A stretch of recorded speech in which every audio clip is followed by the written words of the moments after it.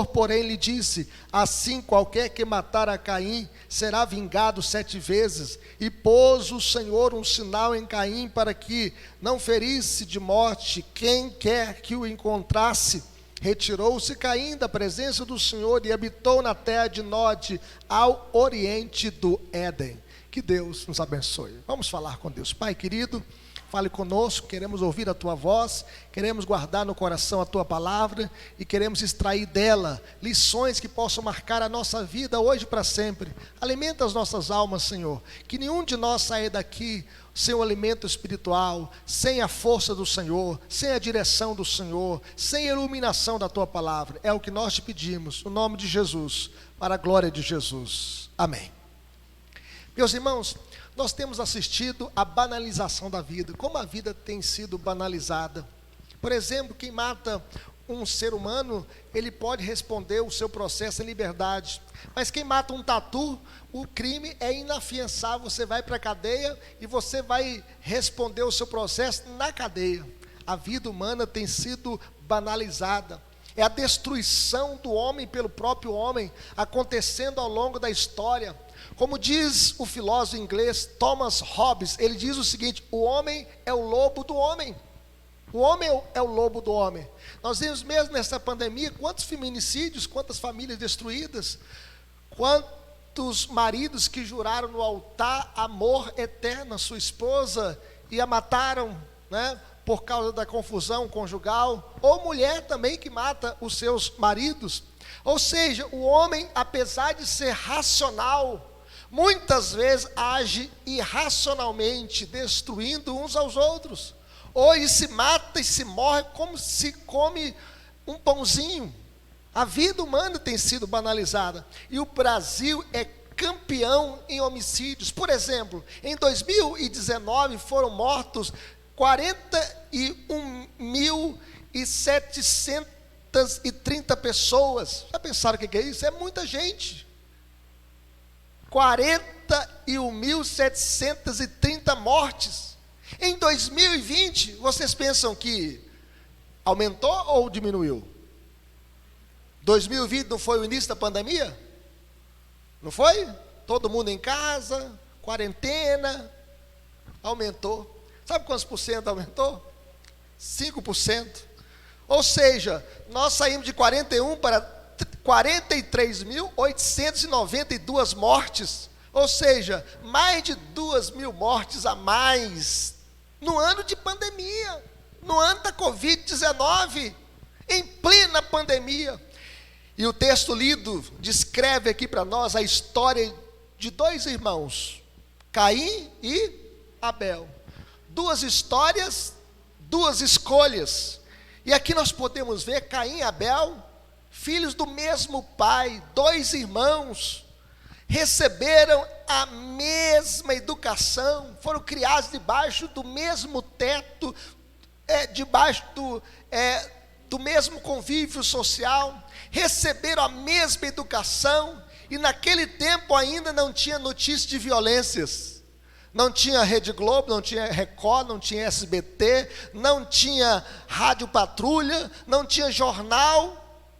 E aqui nós podemos perceber que a violência no coração humano, como a queda, como o mundo caído, afetou as relações humanas. Caim era o filho mais velho de Adão e Eva, e Abel era o seu segundo filho. Caim era lavrador, ele cuidava da terra, ele plantava, quem sabe plantava milho, plantava feijão. Abel era pastor de ovelhas, ele tinha um rebanho, ele cuidava de ovelhas, cuidava do seu gado, cuidava do seu rebanho. Caim ofereceu uma oferta ao Senhor do fruto da terra. Ele pegou então aquilo que ele plantava na horta ou no seu terreno lá, a sua oferenda, e ofereceu um culto ao Senhor. E Abel também ofereceu das suas ovelhas, né? Ofereceu das suas primícias, um culto ao Senhor, uma oferta ao Senhor.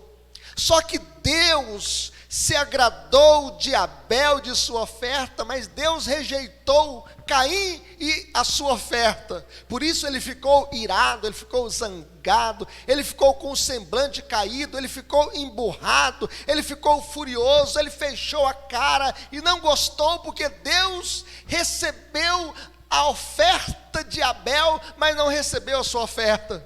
E Deus falou com ele: porque andas irado? Porque descaiu o teu semblante? Quando a pessoa está triste, ele não fecha a cara? Porque quando o rosto está alegre, o coração está alegre, o rosto fica formoso, mas aqui o seu semblante ficou carrancudo, ele ficou empacado, ele ficou com o rosto trunfado. E aí Deus disse: porque descaiu o teu semblante? Se procederes bem, não é certo que serás aceito. E ele não ouviu a voz de Deus, ele não atendeu a voz de Deus, ele não quis ouvir a Deus, e ele não mudou de vida, o seu coração ficou endurecido, empedernido, e ele estava cheio de pensamentos ruins. Olha, e aí Deus falou: olha, cuidado, o que você está pensando aí? Os pensamentos, meus irmãos, podem fugir do controle humano, mas de Deus não. Deus conhece as intenções do nosso coração.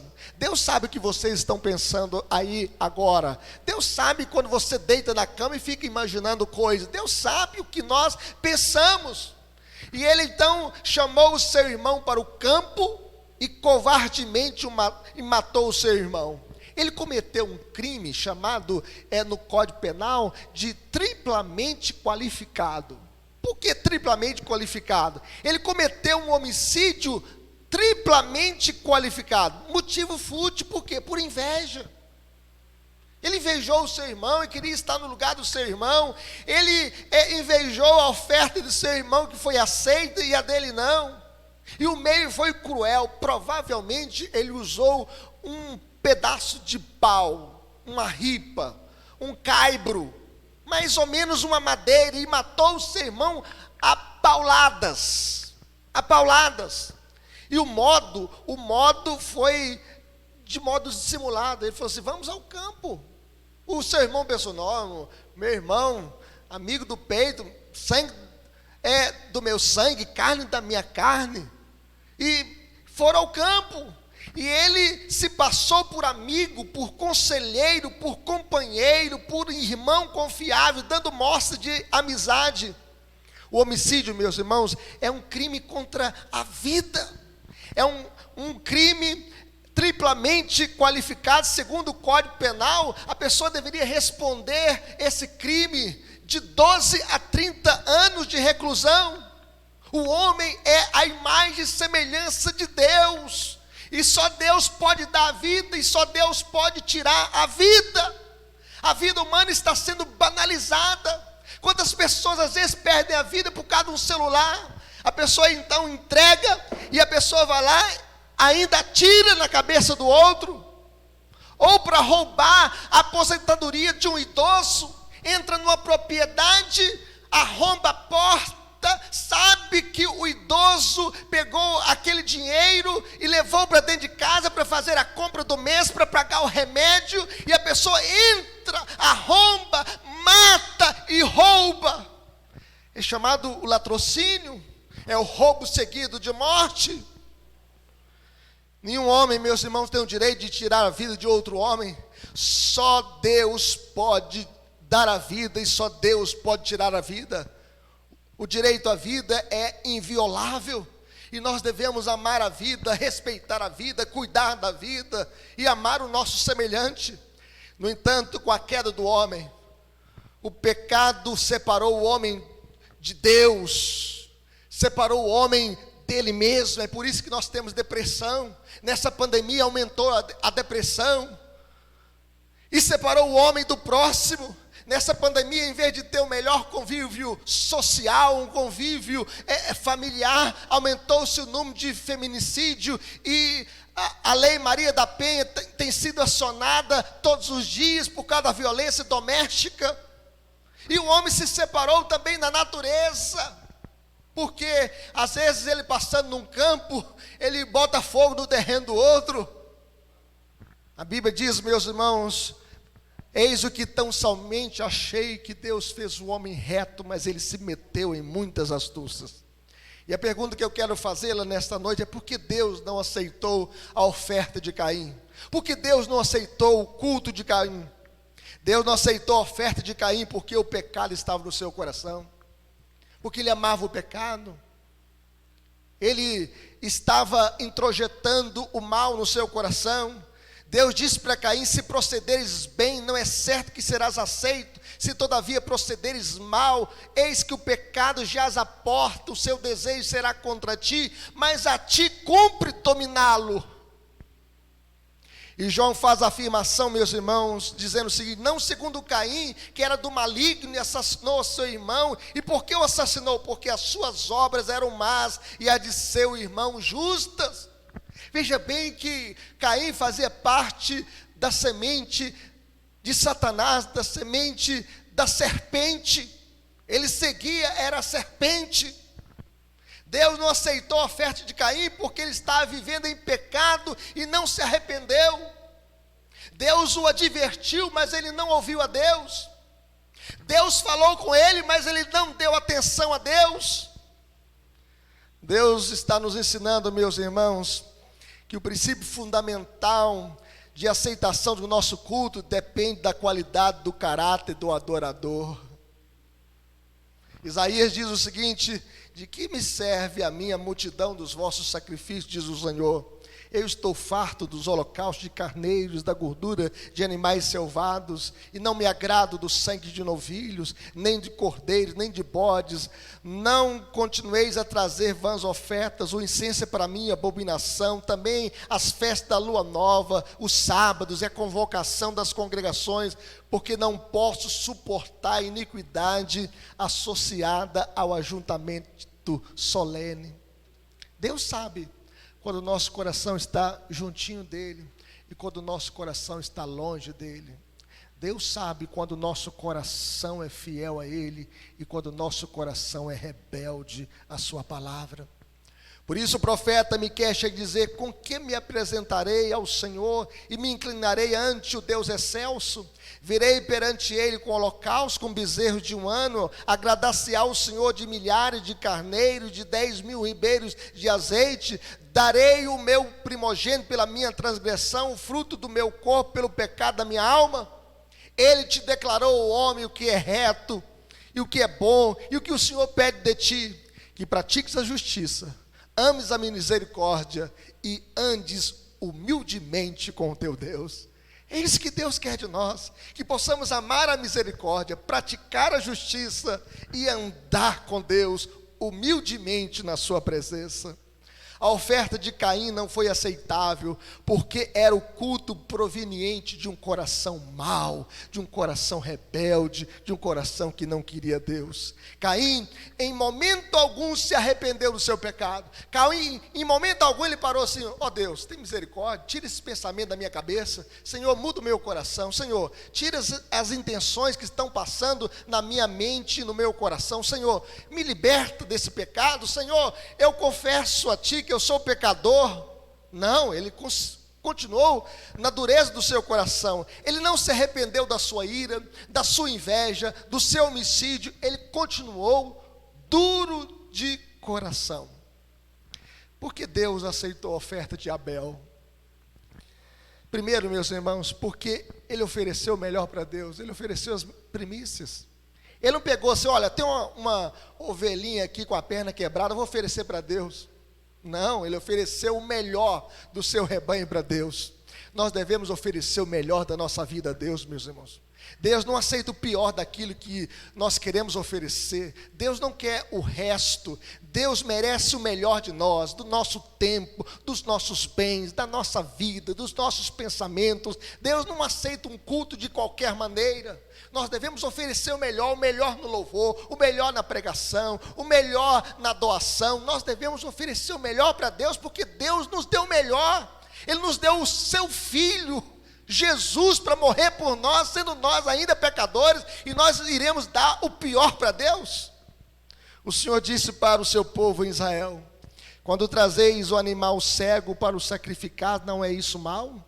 E quando trazeis o coxo ou enfermo, não é isso mal? Ora, apresentam ao teu governador, acaso ele terá agrado em ti e te será favorável, diz o Senhor. O que Deus está falando com o seu povo? Pega aí uma ovelha aí com a perna quebrada, com o olho furado, e leva para o prefeito da cidade. Vai ver se você vai querer. Ele vai mandar você consumir daquilo na frente dele. Ou leva para o governador Zema, pega um cavalo com a perna quebrada, troncho cheio de bicheira, e leva para o Zema para ver se ele vai aceitar. E Deus, meus irmãos, é muito maior do que Zema, do que o presidente da República, Bolsonaro, do que o Willy Parreira. Deus merece o melhor de nós. Nós não podemos oferecer o pior para Deus. E segundo, Deus aceita a oferta de Abel porque procurou agradar a Deus. A Bíblia diz que as suas obras eram justas. A sua oferta foi reforçada pela conduta, pelo comportamento.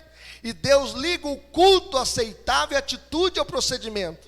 Deus diz o seguinte: se procederes bem, não é certo que serás aceito? Você acha que Deus, meus irmãos, é um juiz corrupto? Não. Deus é justo. E é por isso que nós devemos proceder corretamente. E qual foi a pior marca que Caim carregou pelo resto da sua vida?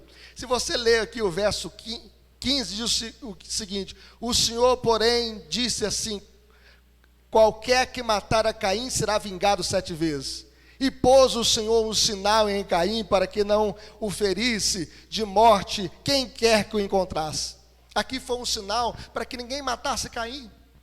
Deus, então, foi uma marca da graça comum de Deus, protegendo a vida dele para que não tivesse homicídio sobre homicídio, vingança sobre vingança.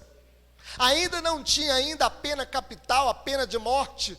Só depois, na época de Moisés, já tinha a pena capital, ou depois também na época de Noé, já havia uma pena capital caso o homem tirasse a vida de outro homem.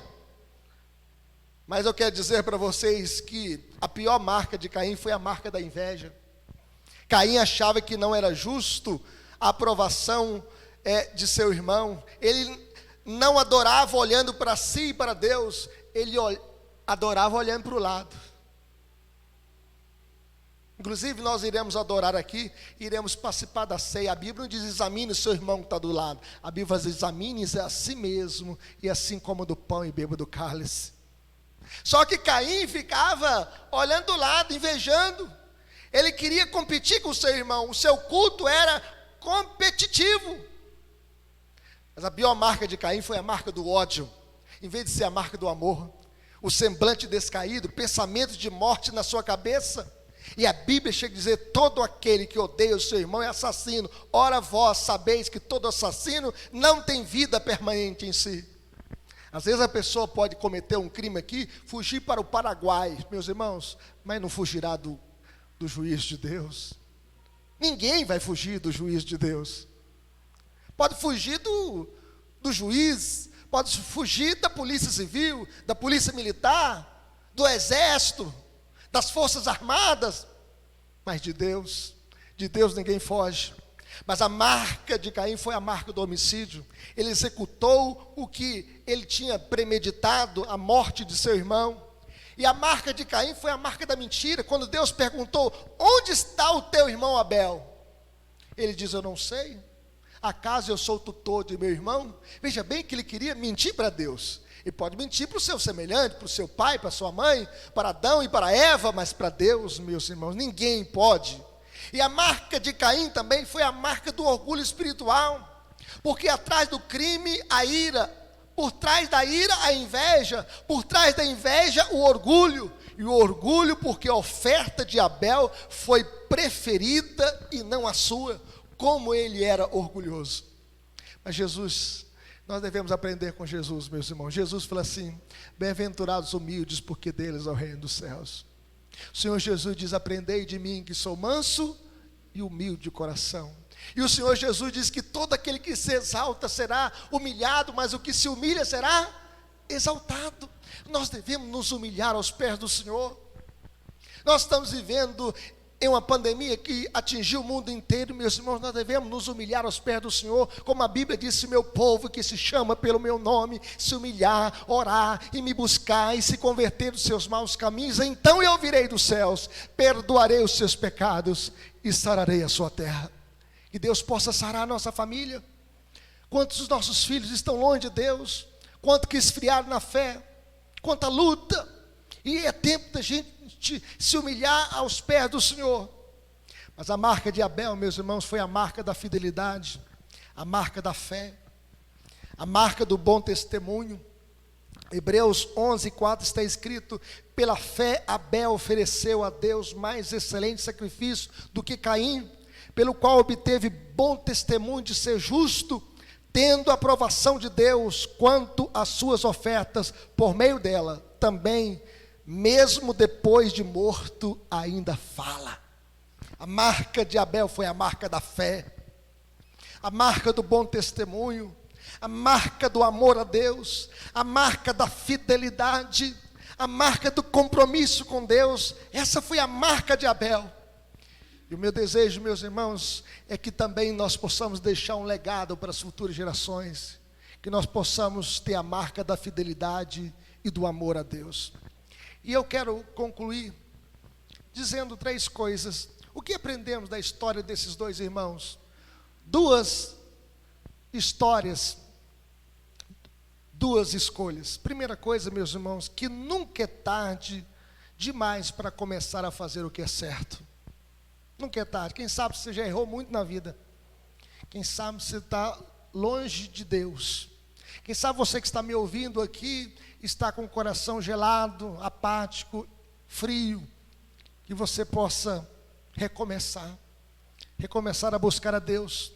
Deus disse para Caim: se procederes bem, não é certo que serás aceito. Não podemos deixar, meus irmãos, que os erros permaneçam. Se você acessa site pornográfico, se arrependa. Se você está usando as mídias sociais para fofoca, para intriga, para pornografia, se arrependa desse pecado. Se você está frio na fé, não lê mais a Bíblia, não participa mais do culto, é tempo de recomeçar. É tempo de fazer o que é certo, é tempo de entregar a vida para Deus. Sempre é tempo de recomeçar e fazer o que é certo e o que é bom. A Bíblia diz: irai-vos e não pequeis, e não se põe o sol sobre a vossa ira, e nem deis lugar ao diabo. Não deixe que a ira. Ah, pastor, estou brigando muito em casa com meu marido. Vive em paz. Faça do seu lar um pedacinho do céu na terra. Ah, pastor, estou brigando muito com os meus filhos não me entendem e eu não entendo os meus filhos. Peça a Deus: Senhor, me dê paz no meu lar. Eu quero viver um pedacinho na terra, dentro do meu lar. É tempo de recomeçar. Infelizmente, Caim não aceitou o conselho paterno de Deus e deixou que seu ressentimento se alastrasse como um câncer. É tempo de recomeçar. É tempo de voltar para Deus. É tempo de se arrepender. É tempo de ouvir a voz de Deus falando conosco. Segundo, meus irmãos, nós devemos agradar a Deus acima de tudo. Eu sempre digo lá na igreja que eu não estou na igreja para agradar os homens, nem a mim mesmo. Eu estou na igreja para agradar a Deus. Eu não vim aqui pregar uma mensagem para agradar o coração dos irmãos, mas para agradar o coração de Deus. Para que você seja edificado, abençoado, despertado. Nós não vivemos aqui, meus irmãos, para fazer a vontade dos homens. Nós vivemos aqui para fazer a vontade de Deus acima de tudo. Abel procurou agradar a Deus acima de tudo. Abel não queria oferecer uma oferta para agradar o seu irmão Caim, mas para agradar a Deus. Ele ofereceu uma oferta ao Senhor das primícias do seu rebanho. E a sua oferta já apontava para o Cordeiro de Deus que tira o pecado do mundo. Ele pegou daquele rebanho, daquela ovelha, e ofereceu aquele sacrifício, e aquele sangue vertido ali já apontava para a cruz. Meus irmãos, sem cruz não tem salvação, sem sangue de Jesus não tem redenção. E a Bíblia diz: se andarmos na luz como Deus está na luz, mantemos comunhão uns com os outros, e o sangue de Jesus, seu Filho, nos purifica de todo pecado. Não tem outro caminho, não tem outra verdade, não tem outra vida a não ser Cristo Jesus. A sua oferta apontava para a cruz. A oferta de Caim representa o seu alto esforço, o mérito humano, a confiança própria, que parece bom aos nossos olhos, mas não é aceitável diante de Deus. Caim queria agradar a Deus pelos seus próprios esforços e pelos seus próprios méritos e virtudes. Mas Abel não. Ele sabia que uma vida seria sacrificada e que o Cordeiro de Deus viria para morrer na cruz do Calvário por nós. Aquele sacrifício já apontava para a cruz. Não temos, meus irmãos, justiça própria. Deus aceita o nosso culto aqui, não por causa dos nossos méritos, mas por causa dos méritos de Jesus. Nós iremos participar da ceia. Ali está o pão, ali está o cálice. E o pão simboliza o corpo de Jesus partido por nós, e o cálice, o sangue de Jesus vertido por nós. A nossa fé, meus irmãos, não é fé na fé, mas é fé em Cristo como nosso Senhor absoluto e Salvador. Enfim, devemos agradá-lo acima de tudo, como diz o salmista: agrada-te do Senhor, e Ele satisfará os desejos do teu coração. E finalmente, meus irmãos, em último lugar, o servo de Deus deixa um legado de fé para as futuras gerações. Qual legado de fé você vai deixar para a sua família? Para os seus filhos? Para as futuras gerações?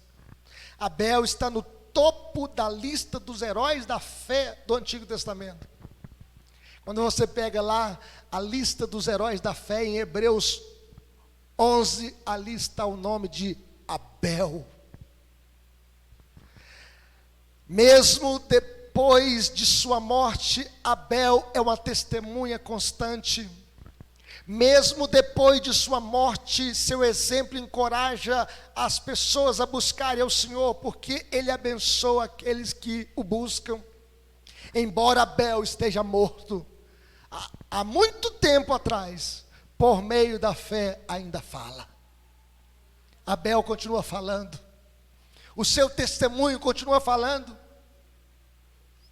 Quantos anos atrás ele morreu? Milhares de anos atrás. Quem sabe